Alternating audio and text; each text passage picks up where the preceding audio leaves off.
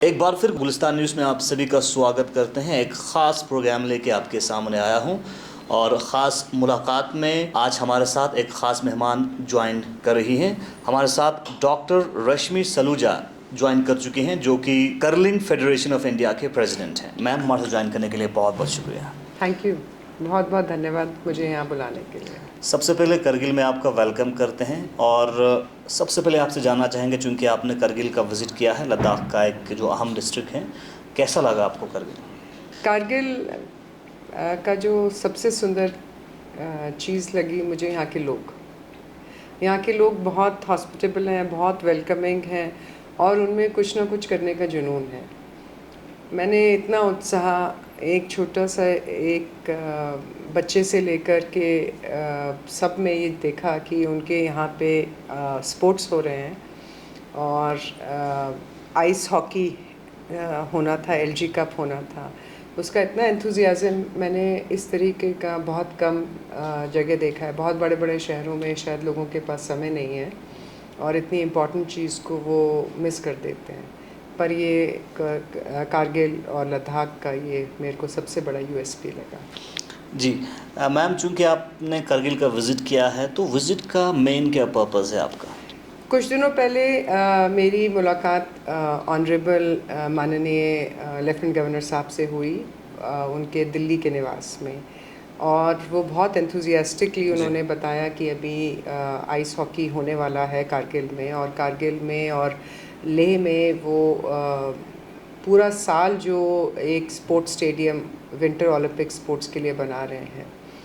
तो मैंने उनसे बोला कि आप जानते हैं कि एक कर्लिंग भी एक स्पोर्ट्स है और लद्दाख और लेह के लोग जो हैं इसको बहुत अच्छे से समझते हैं और खेलते हैं। फिर उन्होंने मुझसे इसके बारे में पूरा पूछा और उसी वक्त मैंने हमारे स्टेट के जो अध्यक्ष हैं उनसे मेरी बात कराई और उनको मैंने बोला कि आप हमारे को एक मौका दीजिए, हम वहाँ पे आकर के इसका पोटेंशियल दिखाना चाहते हैं। उन्होंने तुरंत इसको हाँ बोला और आपको जान के बहुत खुशी होगी कि लेह और लद्दाख की एडमिनिस्ट्रेशन इतनी एक्टिव है कि स्पोर्ट्स सेक्रेटरी से लेकर के इसमें जो भी इन्वॉल्व थे स्टेट एडमिनिस्ट्रेशन के लोग, उन्होंने 3 दिन के अंदर इसको पूरी तरीके से एक एक्चुअलिटी में बदल दिया और हम लोगों का यहाँ हुआ। जी जी। तो जिस तरह से ma'am curling federation of India के आप प्रेसिडेंट हैं और कर्लिंग एक बहुत बड़ा गेम जो कि ओलंपिक गेम माना जाता है, और इसका पोटेंशियल जो है जो टफ रीजन्स अगर हम बात करें, जो ठंडे इलाकों में काफ़ी पोटेंशियल देखा जाता है। आज चूँकि एलजी कप का फाइनल मैच था और वहाँ पे भी एक जो है आप लोगों ने इवेंट रखा कर्लिंग का, तो इसके बारे में थोड़ा बताइए। एक्चुअली ये विंटर ओलंपिक का जो सबसे पॉपुलर स्पोर्ट है वो कर्लिंग ही है। विदेश में इसकी बहुत मान्यता है, इसको लोग बहुत सदियों से खेल रहे हैं। स्कॉटलैंड में इसका जन्म हुआ है और वहाँ पे सारे देशों में और कनाडा और रशिया जैसे देश इसको बहुत अच्छा खेल रहे हैं। कहीं कहीं पे 25,000, कहीं पे 1 लाख जो प्लेयर्स हैं वो रजिस्टर्ड हैं। आपको अगर वर्ल्ड कर्लिंग या वर्ल्ड बॉडी में अगर अपनी बात पहुंचानी है, वो सिर्फ और सिर्फ एथलीट्स के माध्यम से ही पहुंचा सकते हैं। जिस देश में जितने एथलीट रजिस्टर होते हैं उसकी उतनी वोटिंग राइट होता है, क्योंकि वहाँ पे एथलीट सेंट्रिक फेडरेशंस होती हैं, एथलीट सेंट्रिक ही खेल को आगे बढ़ाया जाता है। जो अभी नया स्पोर्ट्स कोड आ रहा है वो भी पूरा एथलीट सेंट्रिक हो रहा है। हम लोगों का भी यही मानना है कि हम लोग फेडरेशन में एज अ स्पोर्ट्स एडमिनिस्ट्रेटर हम लोग सिर्फ फैसिलिटेशन के लिए, सहूलियत देने के लिए, उसको आगे बढ़ाने के लिए, पर पूरा का पूरा जो स्पोर्ट है वो एथलीट सेंट्रिक होना ही चाहिए। अदरवाइज़ अगर एथलीट नहीं है तो स्पोर्ट्स का कोई मतलब नहीं है। बट अनफॉर्चुनेटली कुछ लोग ऐसे होते हैं कि उनको लगता है कि ये एक अपनी मलकियत है और इसमें स्पोर्ट्समैन होना एक बहुत बड़ी बात नहीं है, पर ऐसा नहीं होना चाहिए। प्राइम मिनिस्टर का विजन कितना साफ़ है कि वो हर बारी जब भी कोई मेडल जीतता था हमारा प्लेयर, तो वो उनसे डायरेक्ट बात करते थे। हमारे एलजी साहब जो यहाँ पे, उन्होंने 3 दिन के अंदर हम लोगों को मौका प्लेटफॉर्म दिया है। हम भी यही चाहते हैं कि कर्लिंग में कि यहाँ पे विंटर ओलंपिक में अगर कोई श्योर शॉट मेडल लाने का पॉसिबिलिटी जो हमको लगती है, अभी 26 में तो नहीं, पर 30 में मैं आपको इस चीज़ का विश्वास दिलाती हूँ कि जिस तरीके से एंथुजियाज़म हमारे प्लेयर्स में है और जिस तरीके से हमारे को एडमिनिस्ट्रेटिव गवर्नमेंट सपोर्ट है, हमको 30 में ज़रूर ओलंपिक मेडल आएगा। जी बिल्कुल, एक बहुत ही अच्छे विजन के साथ आप लोग आगे बढ़ रहे हैं। तो जिस तरह से कर्लिंग ओलंपिक गेम है ही, हमारे देश का एक बहुत बड़ा इवेंट होता है, खेलो इंडिया गेम्स होता है, खेलो इंडिया विंटर गेम्स होना है। तो खेलो इंडिया के हवाले से कर्लिंग की क्या स्टेटस है? अभी हम लोग खेलो इंडिया में इंक्लूडेड नहीं है, बट हम अगले खेलो इंडिया में ज़रूर इंक्लूडेड होंगे। जैसे मैंने आपको बोला कि कुछ एडमिनिस्ट्रेटिव रिक्वायरमेंट्स होती हैं जो उसको पूरा करना पड़ता है। हम लोग इसी तरीके से इसकी अवेयरनेस कर रहे हैं। और अभी हमारे जो स्पोर्ट्स सेक्रेटरी हैं यहाँ पे मिस्टर मोजेस, उन्होंने भी बोला कि इसको करना है, आगे लाना है। और मैं आपको एक और चीज़ बता देती हूँ, कर्लिंग के 3 हिस्से हैं। एक तो जैसे आपने देखा है स्नो के ऊपर जो खेला जाता है, आइस के ऊपर खेला जाता है। एक और इसको पॉपुलराइज करने के लिए है, वो है फ्लोर कर्लिंग। अच्छा, फ्लोर पे भी होता है। फ्लोर कर्लिंग है। और एक तीसरी चीज़ है व्हील चेयर कर्लिंग। तो अभी हम तीनों स्पोर्ट को आगे बढ़ाएंगे, जहाँ जहाँ पे जैसी जैसी सुविधा होगी। एंड में आना ही हमको स्नो के ऊपर ही है, पर जहाँ पे स्नो नहीं है वहाँ पे कम से कम उसकी एक बेसिक एटिकेट, उसका एक प्रिसिशन सीखने के लिए इन तीनों चीज़ों को करना। और अभी मेरी आर्मी के लोगों से भी बात हुई थी, वहाँ पे भी हम चाहते हैं कि हमारी आर्मी के लोगों के साथ भी बहुत अच्छी कोलैबोरेशन हो, क्योंकि व्हील चेयर इन्विक्टस स्पोर्ट्स होता है जिसमें आर्मी के इंटरनेशनल प्लेयर्स को खिलाया जाता है, स्पेशली वो लोग जो डिसेबल हो चुके हैं या सिक हैं। तो हमें उनको भी मेन स्ट्रीम में ला करके ओलंपिक लेवल तक लेकर के जाना है। तो हमारी पूरी तरीके से पोटेंशियल, हमारा सिर्फ यही गोल है कि कर्लिंग की जो पोटेंशियल है हम उसको पूरी तरीके से अचीव करें और इसको एक इंक्लूसिव स्पोर्ट बना कर लाएं। जी मैम, चूँकि आप लद्दाख में आए हैं, लद्दाख में 2 अहम क्षेत्र हैं, एक लेह डिस्ट्रिक्ट और दूसरा करगिल डिस्ट्रिक्ट। लद्दाख में करगिल जैसे स्पोर्ट्स को बढ़ाने के लिए किस तरह की आपका रोल रहेगा, और साथ ही साथ नेशनल लेवल पे और इंटरनेशनल लेवल तक इस गेम को पहुंचाने के लिए क्या विजन लेके आप आगे बढ़ेंगे? हम लोगों का जो विज़न है वो सिर्फ लोगों की, वहाँ पे जो पॉपुलेशन है और वहाँ पे जो लोकल एथलीट्स हैं उनके एंथुजियाज़म से हमारा विज़न आगे बढ़ता है। और कारगिल में इतना स्ट्रॉन्ग एंथुजियाज़म है, जैसे मैंने आपको बताया। वहाँ पे जो लोग बाकी के स्पोर्ट खेल रहे थे, जो आइस हॉकी कर रहे थे या फिगर स्केटिंग कर रहे थे, उन्होंने भी हमारा स्टोन देखा और उसको खेलने की कोशिश करी। ये विज़न है कि कारगिल में इतना पोटेंशियल है, लोगों की इतनी चाहत है, तो हम यहाँ से ज़रूर अपने कैंप्स और अपने नेशनल स्पोर्ट्स के कुछ इवेंट्स यहाँ कराते रहेंगे। और लेह में सिर्फ एक एडवांटेज है कि वो फ़्लाइट से कनेक्टेड ज़्यादा है और वहाँ पे लोगों को आने की सहूलियत रहती है। तो दोनों जगह मिलजुल कर, क्योंकि वहाँ पे क्योंकि यहाँ पे अभी इस वक्त ऑल ईयर थ्रू वाला अभी फैसिलिटी नहीं है, तो यहाँ पे जब वो फैसिलिटी, क्योंकि आज एलजी साहब ने बोला और मिस्टर मोजेस ने बोला कि हम इसको एक ऑल ईयर थ्रू भी बनाएंगे और उसमें हम लोगों की भी बहुत कंट्रीब्यूशन रहेगी, क्योंकि वो देखेंगे कि ये राइट यूज़ में आ रहा है और प्लेयर्स हैं तो वो भी इस चीज़ को करेंगे।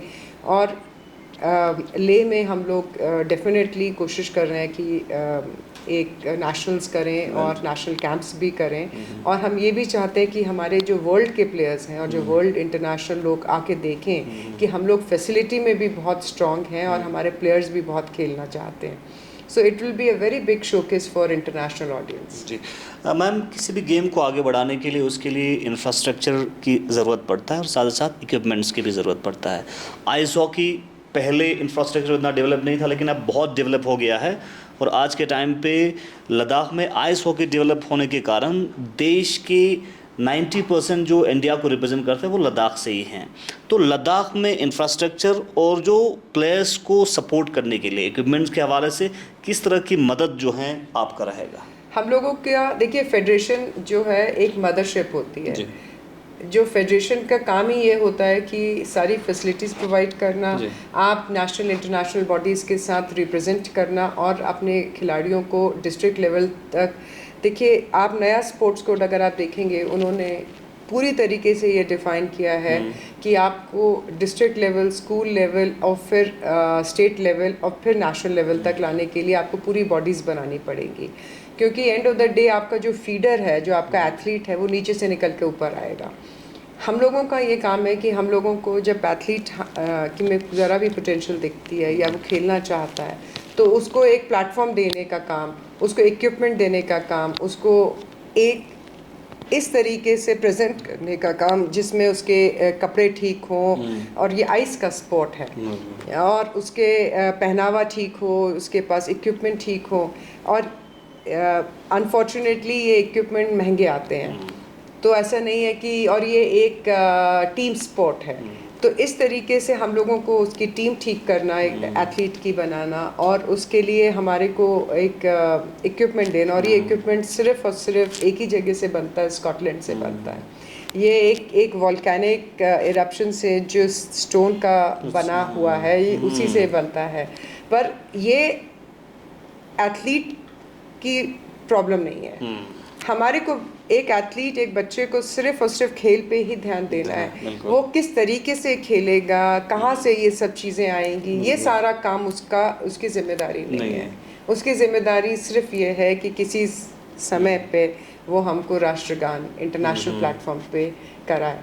तो इसका कोशिश फेडरेशन वो सारा पूरी तरीके से जिम्मेदारी फेडरेशन की है। फेडरेशन को स्टेट्स के साथ, सरकार के साथ, प्राइवेट स्पॉन्सर्स के साथ, हम लोगों को और हमारे खुद के सपोर्ट के साथ हमको जो भी करना है वो हमारी रिस्पॉन्सिबिलिटी। लद्दाख स्पेसिफिक क्या सपोर्ट रहेगा आपका स्पेशल, क्योंकि लद्दाख में देश के दूसरी जगहों की तरह यहाँ के जो प्लेयर्स हैं वो उतना वेल ऑफ नहीं है। आपको ये एक बहुत आश्चर्य वाली बात नहीं है, पर जो भी आपने कभी भी कोई संपन्न प्लेयर नहीं देखा होगा।